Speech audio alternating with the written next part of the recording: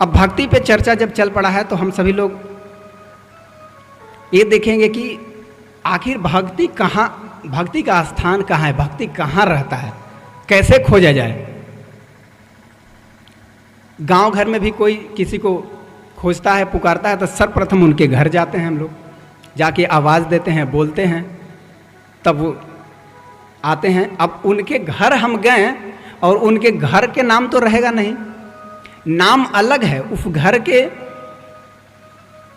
नाम कुछ नहीं है। घर भले आज लोग लिख दे रहे हैं कि कृपया कुत्ता से सावधान रहें, जबकि यहाँ हम सभी लोग के घर में गाय पालन होता था, गाय का सम्मान किया जाता था, हर घर में गाय रहते थे।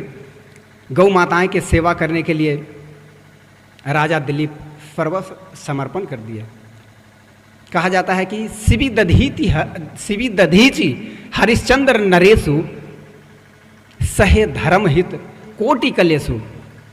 हरिश्चंद्र जी के सब लोग कथा भली भांति जान रहे हैं, दधीचि जी के कथा हम लोग अच्छे से जान रहे हैं। दधीचि जी के रीढ़ के हड्डी से एक असुर का संहार होना था। फिर वहाँ भी हड्डी पे उनको जब फफ्त बनना था तो वहाँ गाय ही जाकर उनके बिल्कुल वो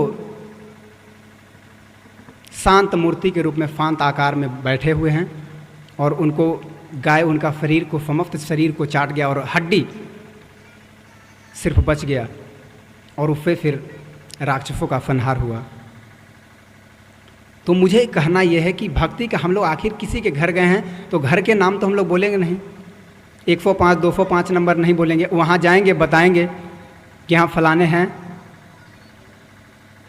तो मेरा कहने का अभिप्राय ये है कि हम सभी लोग ये देखें कि भक्ति आखिर रहता कहाँ है।